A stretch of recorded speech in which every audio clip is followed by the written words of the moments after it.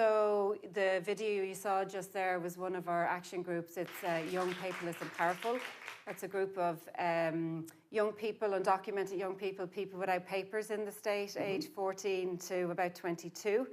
And a lot of people don't really know maybe that there is a lot of undocumented people here in this country. Wow. So we estimate that there's between 20 and 26,000 undocumented people living in Ireland. Wow. And who are working here. A lot of people would know about the Irish undocumented in the United States. Very true, very, very Yeah, popular.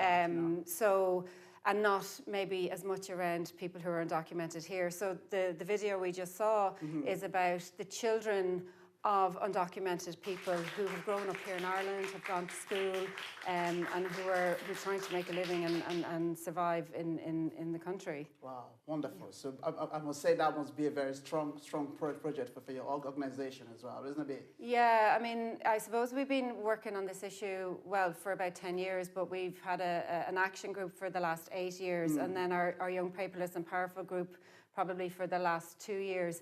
And really it's about people taking a stand for their rights and trying to be recognised. And I know we'll watch more of the video, but I suppose in terms of how people feel and they want to be recognised and have their rights recognised.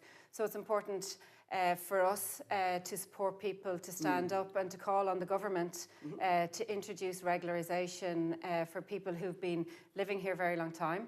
We work with people who may be here 15 years.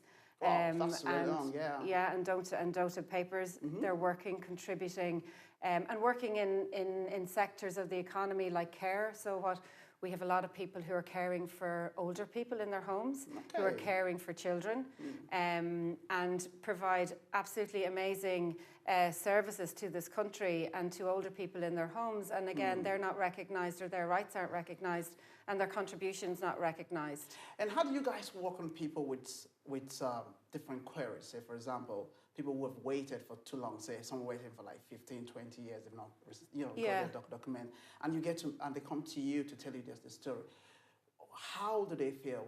What kind of mental state would they be at that stage? It's very, very difficult for people who are living here in the shadows for many, many years. A lot of people will be afraid to report incidences of racism, incidences of theft, because they're afraid of the Gardaí. And they're afraid to come because they don't have their documents. They don't have their documents. Find themselves in problems. Yeah, and I mean the Gardaí are there also to protect people. True. So when something bad happens to somebody, that might go unreported. So that's not good for anybody in the state.